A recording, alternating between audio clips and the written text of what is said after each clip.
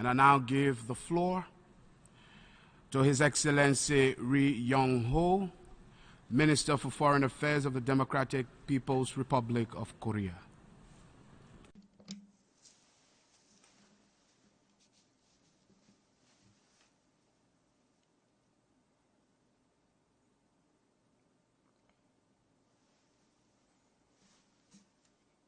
Mr. President, first of all, allow me to congratulate Your Excellency Mr. Miroslav Lajčák on your election as the President of the 72nd session of the United Nations General Assembly. I look forward to successful outcome of the present session under your able guidance. Before going into the main points in my debate, I feel forced to make comments on the speech uttered 4 days ago by someone called the US President that rendered this sacred UN arena tainted. Since Trump uttered such reckless and violent words provoking the supreme dignity of the Democratic People's Republic of Korea at this very platform, I think it is fair enough for me to make a response in the corresponding tone. During his 8 months in power, he has turned the White House into a noisy marketing place full of crackling sounds of abacus beats, and now he has tried to turn the UN arena into a gangster's nest where money is respected and bloodshed is the order of the day. The absurd reality that a person like Trump, a mentally deranged person full of megalomania and complacence, the person who is chastised even by American people as Commander-in-Chief, Lion King, President Evil, is holding the seat of the US President, and the dangerous reality that the gambler who grew old using threats, frauds, and all other schemes to acquire a patch of land holds the nuclear button. These are what constitute the gravest threat to the international peace and security today. Due to his lacking of basic common knowledge and proper sentiment, he tried to insult the supreme dignity of my country by referring it to a rocket. By doing so, however, he committed an irreversible mistake of making our rockets visit to the entire US mainland inevitable all the more. None other than Trump himself is on a suicide mission. In case innocent lives of the US are harmed because of this suicide attack, Trump will be held totally responsible. The respected supreme leader of the DPRK, Comrade Kim Jong-Un, stated, "As a man representing the DPRK and on behalf of the dignity and honor of my state and people and on my own, I will make the man holding the prerogative of the supreme command in the US pay dearly for his speech calling for totally destroying the DPRK." Trump might not have been aware what is uttered from his mouth, but we will make sure that he bears consequences far beyond his words, far beyond the scope of what he can handle, even if he is ready to do so. Mr. President, focusing on people, striving for peace and a decent life for all on a sustainable planet, this is the theme of the current session. For all countries and people to enjoy peace and a decent life, it is imperative to realize genuine international justice before anything else. Realizing international justice is one of the main missions of the United Nations. Mr. President, Article 1 of the UN Charter stipulates to bring about by peaceful means and in conformity with the principles of justice and international law, adjustment or settlement of international disputes or situations which might lead to a breach of the peace. Due to high-handedness and arbitrariness of one particular big power, however, at present, the purpose and principles of the UN Charter and other established basic principles of international relations are now wantonly ignored in the UN arena. Abnormal acts justifying and legitimatizing high-handedness and arbitrariness and acts of violating truth and justice are connived at or tolerated. The most rampant violation of international justice can be seen on the Korean Peninsula. Unprecedented acts of injustice, such as imposing harsh sanctions on a victim for the reason that the victim choose to stand up to the offender, are openly committed in the name of the UN. The essence of the situation on the Korean Peninsula is a confrontation between the DPRK and the US, where the former tries to defend its national dignity and sovereignty against the latter's hostile policy and nuclear threats. The United States is the country that first produced nuclear weapons and the only country that actually used it, massacring hundreds of thousands of innocent civilians. It is the US that threatened to use nuclear weapon against the DPRK during the Korean War in 1950s and first to introduce nuclear weapons into the Korean Peninsula after the war. The US started large-scale joint military exercises against the DPRK during the Cold War period and further increased their scope and aggressive nature after the Cold War, staging the exercises several times a year by mobilizing more of nuclear strategic assets. What else could be a bigger threat than the violent remarks such as pouring fire and fury, total destruction, coming from the top authority of the world's biggest nuclear power?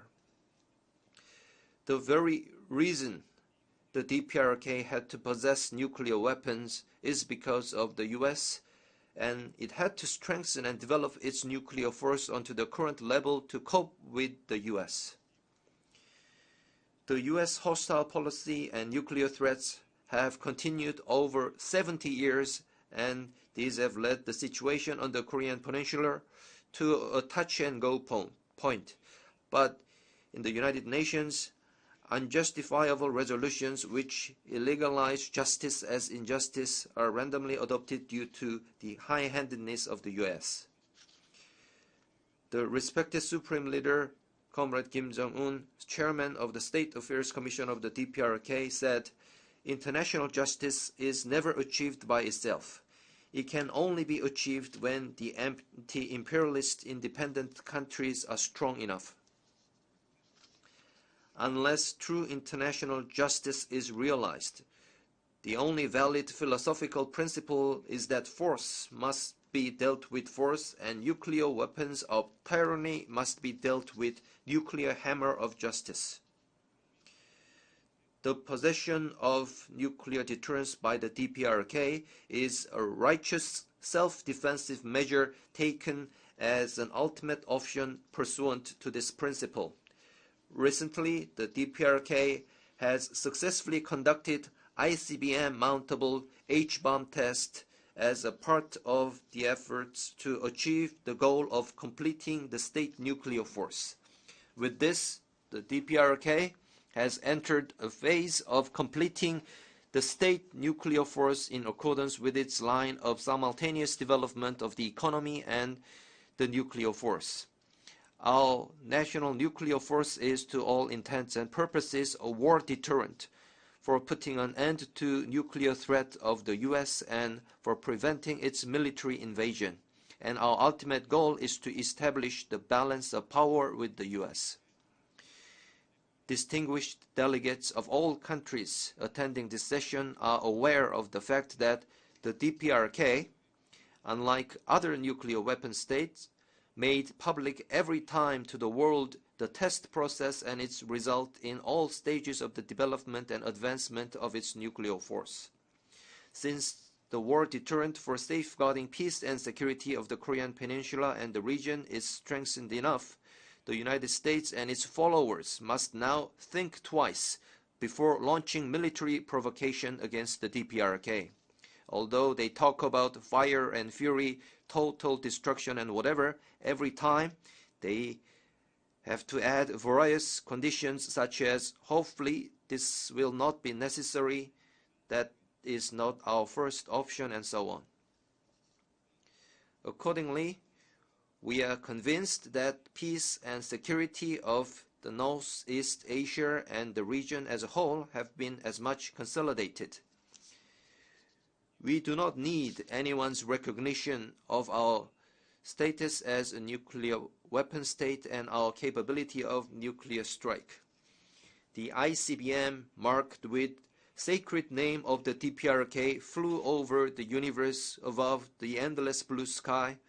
The warhead of our rocket left its trace on the blue waves of the Pacific Ocean, and the tremendous explosion and vibration of the hydrogen bomb were recorded by this planet. Although our decision to possess nuclear weapons was an inevitable option forced by the United States, it resulted in our country achieving the status of nuclear weapon state and a rocket power. And this prestige has now become an immortal destiny of the DPRK. Mr. President, the failure of the United Nations in fulfilling its role in realizing genuine international justice is primarily related to the undemocratic old practices of the Security Council. It is none other than the Security Council which disregards the UN Charter from the very first article and only acts in pursuit of the will and interest of its permanent member states. It is not incidental that the issue on reform of the Security Council had already been decided in 1992 by Resolution 47/62 at the 47th session of the UNGA. Since then, the UNSC reform issue has been discussed at the UNGA every year during the past 25 years, but without any progress at all.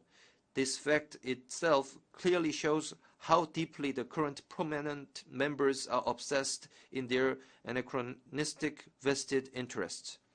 One permanent member alone can veto the general will of over 190 UN member states.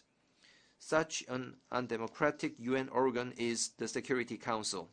At this forum, I would like to once again remind all the distinguished delegates of the unjust and unfair nature of the resolutions adopted by the Security Council against the DPRK. First, the Security Council fabricated illegal and double-standard resolutions which only prohibit the satellite launch of the DPRK in violation of the international law prescribing peaceful use of outer space as a sovereign right of every state, and without taking any issue with all other satellite launching countries. Second,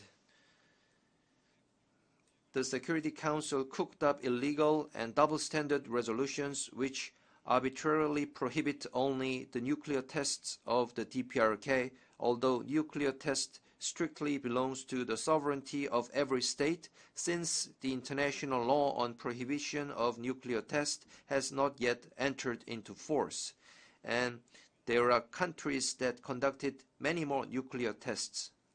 Third, the Security Council condemned the development of nuclear weapons by the DPRK as a threat to international peace and security, and on that basis fabricated illegal and double-standard resolutions in contravention of Article 51 of the UN Charter, which recognizes the right to self-defense of every state, and without calling into question the other countries that kept on developing latest nuclear weapons of various kinds. The reason these unjust and unfair resolutions continue to be adopted is that the permanent members of the Security Council, all nuclear powers, have common interest in maintaining their monopolistic nuclear status. The permanent members of UNSC are talking much about non-proliferation of nuclear weapons. But viewed from the aspect of nuclear non-proliferation, the DPRK's possession of nuclear weapons is a righteous self-defensive measure. Actually, the international agreement on nuclear non-proliferation was possible because the nuclear weapon states had made the promise not to threaten non-nuclear weapon states with the nuclear weapons. Article 10 of the NPT stipulates that each party shall have the right to withdraw from the treaty if it decides that its supreme interests have been jeopardized. This article recognizes that the supreme interests of states are above the nuclear non-proliferation. After all, the U.S. itself impeded the international efforts for nuclear non-proliferation by not giving up the nuclear threat against the DPRK, but rather compelling the latter to possess nuclear weapons. This eloquently shows that the anti-DPRK resolutions are not based on any established principles and that they are nothing less than the products of undemocratic old practices of the Security Council and the conspiracy and collusion of the forces obsessed only in their vested interests. The U.S. claims that the DPRK's possession of H-bomb and ICBM constitutes a global threat, even at the UN arena. But such claim is a big lie, which is just tantamount to the notorious big lie faked up by the U.S. in 2003 about the existence in Iraq of weapons of mass destruction in order to invade that country. The Democratic People's Republic of Korea is a responsible nuclear weapon state. We will take preventative measures by merciless preemptive action in case the U.S. and its vessel forces show any sign of conducting a kind of decapitating operation on our headquarters or military attack against our country. However, we do not have any intention at all to use or threaten to use nuclear weapons against the countries that do not join in the U.S. military actions against the DPRK. The U.S. is resorting to an intrigue of condemning the DPRK's nuclear possession as a global threat in order to find a pretext for coercing other UN member states into implementing the anti-DPRK sanctions resolutions. This is a sneaky and selfish attempt by the U.S. to avoid its responsibility for the nuclear issue of the Korean Peninsula and to pursue its own interests by using and sacrificing other countries that have nothing to do with the issue. The DPRK government made a request to the UN Secretariat that a forum of international law experts be organized to assess legal grounds and lawfulness of the UNSC resolutions, but we have not heard anything from the Secretariat for 9 months already. Same is true of the fact that the DPRK made repeated requests to the United Nations Security Council to discuss the serious threat to the international peace and security posed by the aggressive and provocative U.S.-South Korea large-scale joint military exercises, but these requests were never put on the UNSC agenda, rather turned down every time. The UN Charter stipulates that the members of the United Nations accept and carry out the decisions of the Security Council. If the resolutions on the DPRK adopted at the Security Council are truly lawful and fair, there will be no need that all U.S. ambassadors abroad and even the President and the State Secretary turn out to coerce other countries into implementing the resolutions. Furthermore, there will be no need for the U.S. to bring its stooges like South Korea and Japan into this. The UN member states should not yield in to pressure of an individual big power in dealing with the UNSC resolutions, but make an independent judgment on lawfulness, impartiality, and morality of the resolutions and contribute to promoting reform of the UNSC by further raising their voices against high-handedness and arbitrariness. Mr. President, the U.S. had put sanctions against our country from the very first day of its foundation, and the over 70-year-long history of the DPRK can be said, in a sense, a history of struggle persevering along the road of self-development under the harshest sanctions in the world. Through such a prolonged and arduous struggle, now we are finally only a few steps away from the final gate of completion of the state nuclear force. It is only a forlorn hope to consider any chance that the DPRK would be shaken an inch or change its stance due to the harshest sanctions by the hostile forces. The day will certainly come in the near future when we settle all damages inflicted to our peaceful economic development and improvement of the people's livelihood and all the sufferings imposed on our innocent women, children, and the elderly by the heinous and barbaric sanctions against our republic. The DPRK already organized a National Damage Investigation Committee to make comprehensive study of total damages inflicted on our republic by all kinds of sanctions. This committee will thoroughly investigate and compile all physical and moral damages imposed upon the DPRK by the U.S., its followers, and also by those countries that submitted to the U.S. coercion. When this racket of sanctions and pressure reaches a critical point, thus driving the Korean Peninsula into an uncontrollable situation, investigation results of this committee will have a huge effect in holding those accountable.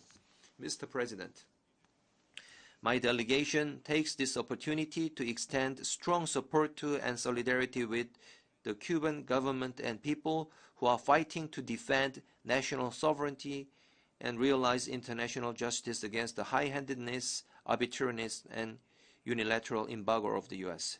We also express strong support to and solidarity with the government and people of Venezuela who are fighting to defend the national sovereignty and the cause of socialism. The unjust and contemptible acts such as turning a blind eye to the heinous acts of Israel while condemning in every manner only the Syrian government fighting to protect its national sovereignty and security should not be tolerated any longer. The DPRK government will certainly defend peace and security of the country with its powerful nuclear deterrence and also contribute to safeguarding world peace and security. Thank you, Mr. President. I thank the Minister for Foreign Affairs of the Democratic People's Republic of Korea.